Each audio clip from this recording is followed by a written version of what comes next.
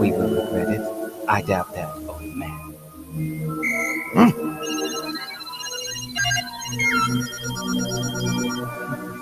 According to this data, I am much stronger than this monk is. Makes no difference! 18. Go ahead and activate him now. I am your creator! You will do as I tell you to do! Stop meddling with Android 16 now! Or I will force you to stop! Your controller is broken. For the last time, do not release him!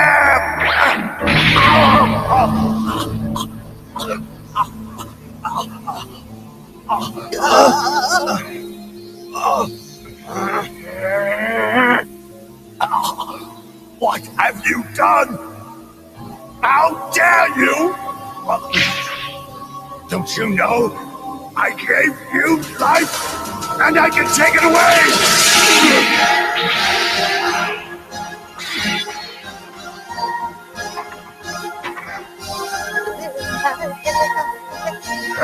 That does it. Now I am mad.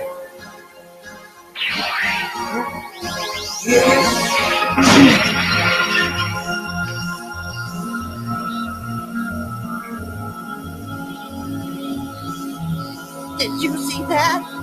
He squashed him like a bug.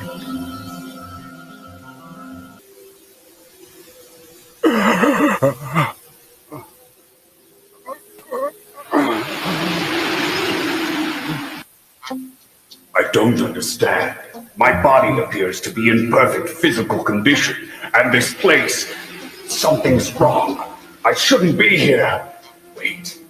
I remember now. I was attacked by Dabura. Do we have ourselves a deal? Sure thing. Let's get this thing over with. I'm in a hurry. Okay. It's set. Pinky swear on it. Hey, it's impolite to swear. You uncivilized idiot. You never heard of pinky swearing before? It's like a handshake, but instead of holding hands, you link your little fingers together. Next, you shake it up and down like this, and now the deal is sealed. Now,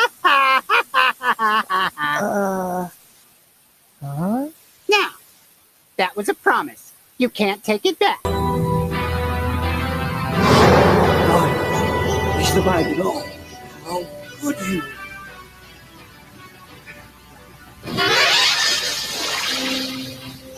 I believe we covered that. So my Dragon Eye may not be natural, but it does give me exactly what I need! Dragon of the Darkness Flame! I believe it's true. He's going to attempt the darkness technique. The darkness? What does that mean? Dragon of the what, sir? Dragon of the Darkness Flame. It's incredibly dangerous. My father talked of it once, but I didn't think anyone could do it. Ladies and gentlemen, boys and girls, I'm Joe, also known as JZ Productions. I got an amazing guest on the podcast today. What is your name, sir? My name is Chuck Huber. Welcome, Mr. Huber. I got a couple questions for you, if you don't mind. All right, Joe, you can call me Chuck. You don't have to call me Mr. Huber. Okay, Chuck. I got a couple questions for you. Okay. Sure. Okay, so what are you doing during these times of quarantine, Chuck? During quarantine, we've been working on the house a lot. That's for sure. Today, I'm about to launch another session of Now Voice This. So I've been focused on that because it's like an online thing I can do to stay connected with the fans. Since there's barely any conventions happening right now. Other than that, you know, just hanging out with the family. My wife's doing a ton of gardening in the backyard. We you know, projects. The pool needed a little tweaking. We've only been in this house for a year, so there's a bunch of stuff to be done. You know, house ownership, adult right here with my Minecraft shirt. Nice. I see you, Chuck. I see you. That's cool. Okay. What made you want to become a voice actor, and who's your biggest inspiration? I didn't want to become a voice. I never even knew voice acting was a thing until my buddy Brad Jackson, who plays Oolong in DBZ, he came into rehearsals one day and he was like, "Hey, you should go audition for this thing." And he gave me a number to call to audition, and I was like, "Okay, I'll give it a shot." And I did, and I ended up, you know, in one of the biggest anime of all time, accidentally. back before they were a thing.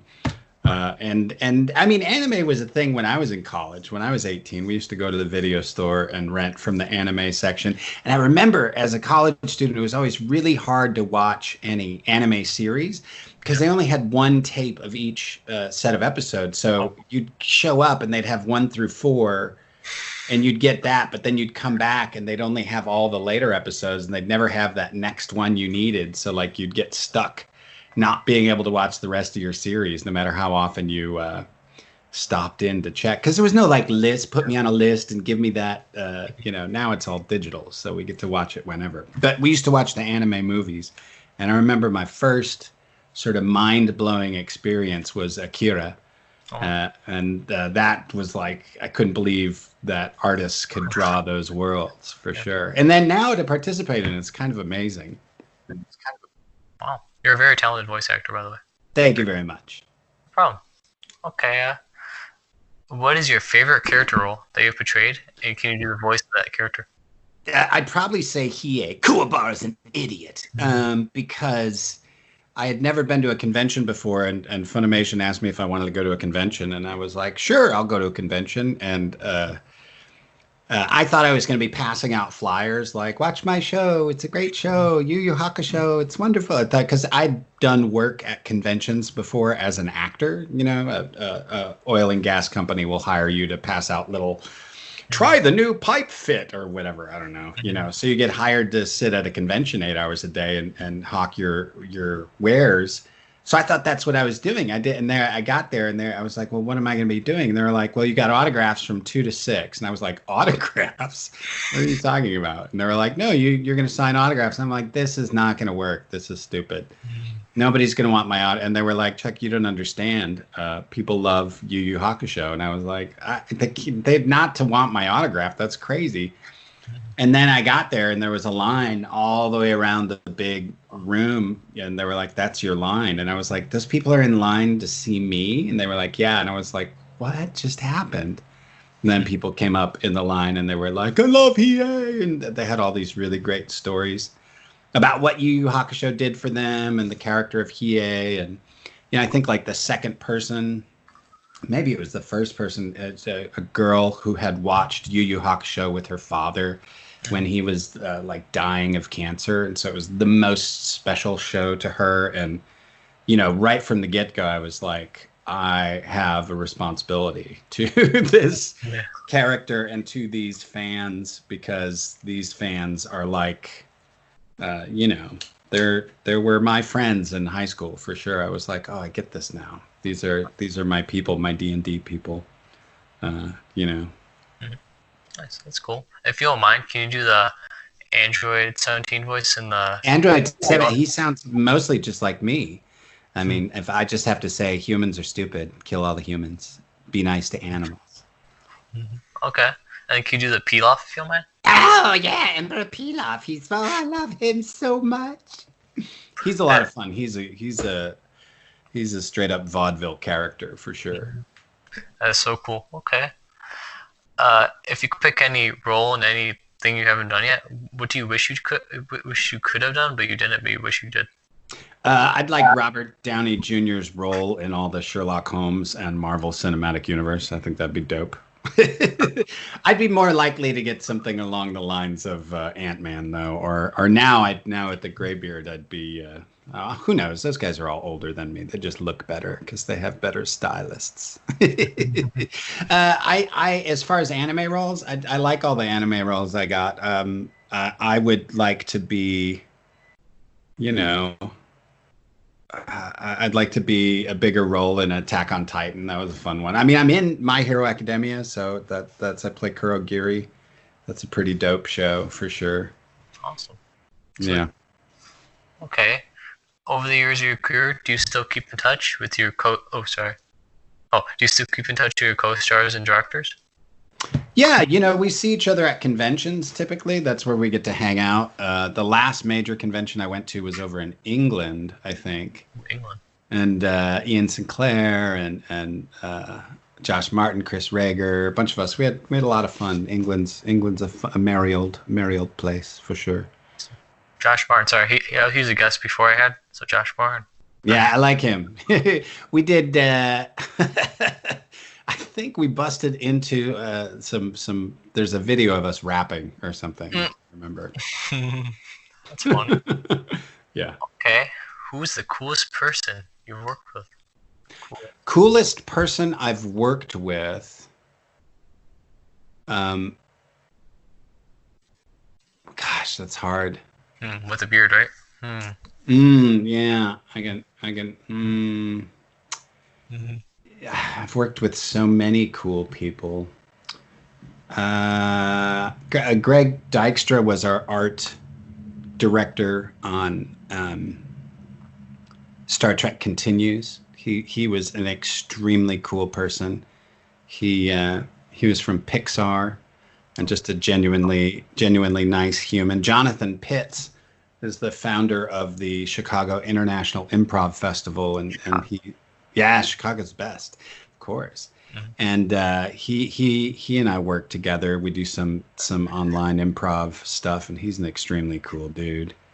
As far as like, I got to do season 2 of American Crime on CBS, directed by John Ridley, who won the Academy Award for 12 Years a Slave, and he was an extremely good director. He's one of those directors who focuses on the actors first, and then lighting comes in afterwards. So it's really about the acting. He's really I always tell actors in the classes that good writing makes good actors, and John Ridley's a good writer, and I think good writing also makes good directors, because he was a really good director. That's cool. You know, I believe it or not, I want to become a director. Oh, that's good. Yeah. If you want to be a director, I highly recommend taking some acting classes. Yeah. Because it'll help you understand how to tell your actors what you want them to do.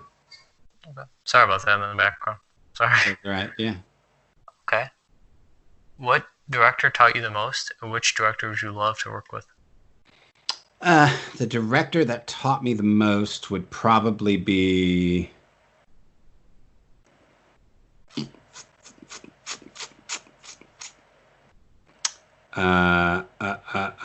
TJ Walsh from TCU. He directed the Shakespeare Festival, Trinity Shakespeare Festival. It's a toss-up, but both directors at Trinity Shakespeare were amazing. David Petrarca directed me in Richard II and in Marvin's Room, and he was a pretty extraordinary director.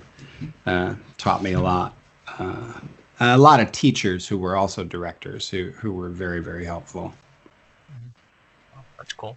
Is there a director you'd love to work with? A director I'd love to, yes, the Coen brothers. Coen brothers, okay. Oh yeah. Great choice. Yeah. That or Alfonso Cuarón. He'd be amazing. His work is outstanding, is incredible. And then I would like to direct again someday too. So that's on my list of things to do. The list of Chuck Huber things to do, right? That's right. Nice. Okay. Voice. If you were a voice actor, what would your career be, and what other interests and hobbies do you have besides voice acting? So if I was a voice actor, would you say? If you weren't. If I wasn't. Yeah. Yeah, I'd still be acting. I'd still be writing. I'd still be performing. I would probably, because what voice acting and the fandom for voice acting in anime gives us is a platform that we can use to help support our families in terms of conventions and merch and, for me, classes, Patreon. I do the Now Voice This contest, which is supported by the Patreon, but of course that's just marketing that helps as marketing for me. But all of it goes back to the fans in anime. So if I didn't have the anime fans that I had, because I always refer to you guys as my boss, because you're the ones who support us more than any of the companies. The companies do a good job, but they can't. they can't compete with what you guys do to support us. So if I did not have the anime platform I have, I would probably have focused more on commercial and industrial work, and maybe a little bit more in movie, TV, film. Because as it is now, I don't have to audition for things I don't want to do or I'm not truly interested in, because I have the means to continue supporting my family without doing things I don't want to do. You look like a rock star. I'm sorry, but you look like a rock star. Do I look like a rock star? I look like a professor in my mind. I look like I should be teaching a literature class. So, Mr. Huber, so what subject do you teach, Mr. Yeah, right. No, I would teach, I don't know what I would teach. Probably acting, hiking, acting, improv, Shakespeare. I could teach a lot of stuff. Nice. Okay, I'll take your class. Sure. Okay. Favorite band and type of music? Favorite band and type of music. I'll tell you, recently I've been listening to Natalia Lafourcade, who's a Mexican singer, and she's amazing. I feel like people were hiding her from me on the internet. Like old school bands, I like REM and The Cure, New Order. You know where it's at. Joy Division. I like hip hop. Tribe Called Quest, De La Soul, sort of that genre. Public Enemy, of course, the classics. You know, I am not a super fan of Snoop Dogg, but I love his Instagram. His Instagram is always filled with awesome stuff. Shout out to Snoop. Yeah, he's pretty cool. Yeah, I was very fortunate to meet my favorite band, actually. Who's that? You know, Queen, the champions. Yeah. Yeah.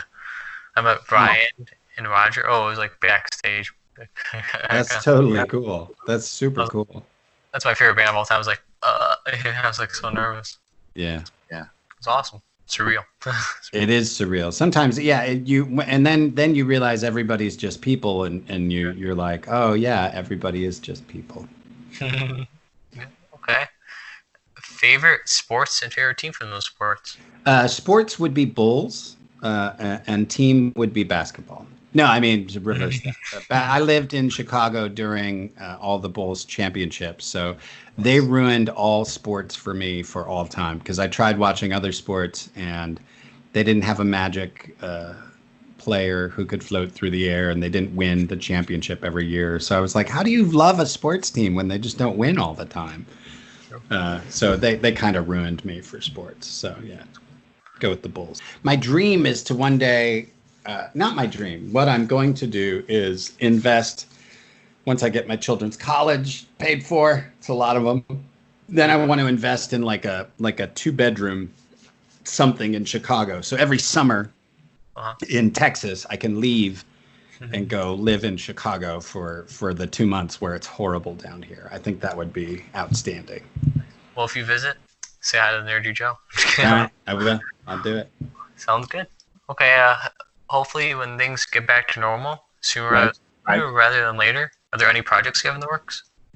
There's a couple of things, hopefully, and then I have friends who are making stuff happen. I have a couple of things I'm making. Mostly, I'm focused on my classes right now. My classes are expanding, and so as much as I'd like to run off and do a movie or do some other stuff, the classes are the thing that's taking the most of my attention right now, and obviously should. It's a thing when you become an adult. Not when you become an adult, when you take on responsibilities that are important to you, like funding your children's education, suddenly you're like, no, I should just try to make that happen for them so that they can go to college. My oldest is going to college now, and he is paying for most of it to his credit, but he does need help from mom and dad. So he's we have to be there for our children so they can do stuff. We want them to succeed and do things. Do you say I think you have like 8 kids, right?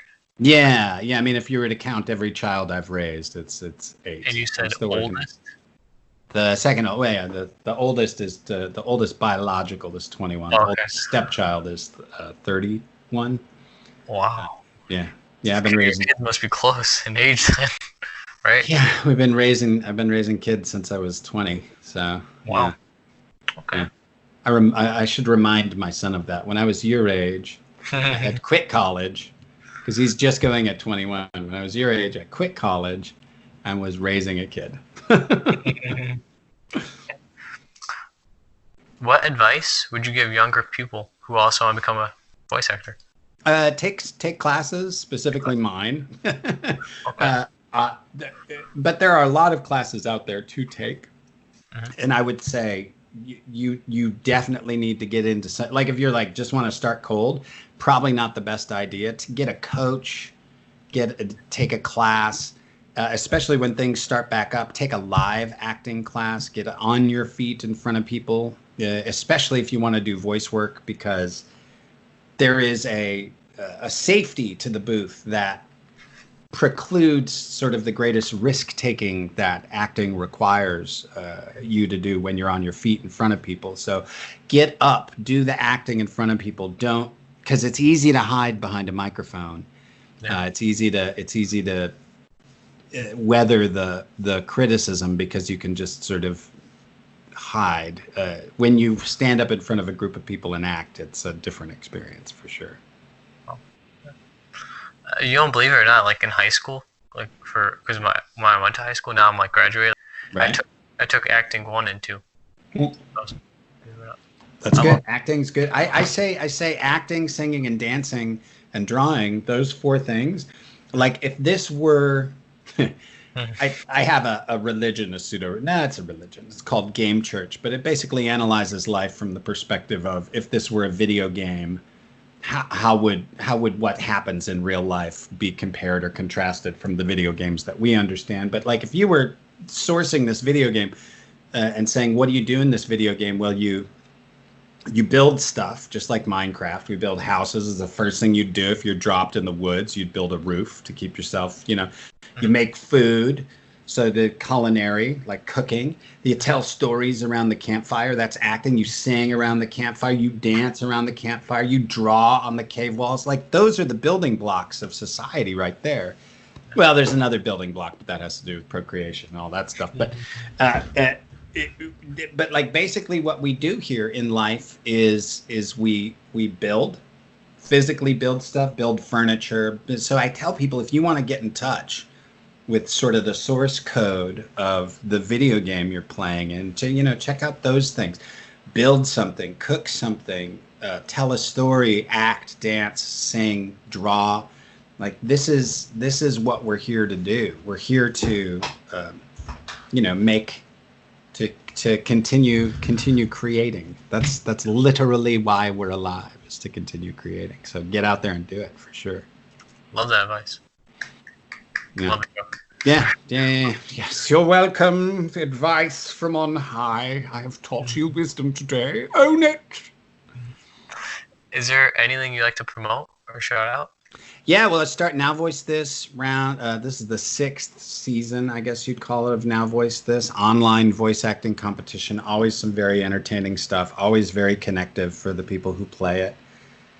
Then I have classes. My classes are all full for the summer. They'll start back up in September. In September, I believe we're going to be adding a full Shakespeare class and a full improv class. So there'll be 2 new class offerings taught by, I step in, just like I do with Andy Field's Business of Voiceover class. I step in and teach a little bit, but mostly these classes are for the other teachers.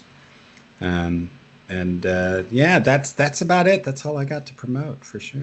Do you want me to also link your Instagram, Twitter, and your Twitch? Sure. All those? Because you're an amazing Twitch streamer, by the way. Oh, thank you. Thanks. I do that mostly with my son because he enjoys it, but I should do it more often, even when he's not here, because when he's with his mom, I tend not to stream. Just because he's the one who's like, Dad, are we going to stream tonight? I'm like, all right, we'll stream. Well, I got you. If you ever need help with followers or anything, because actually I stream too. If you need help.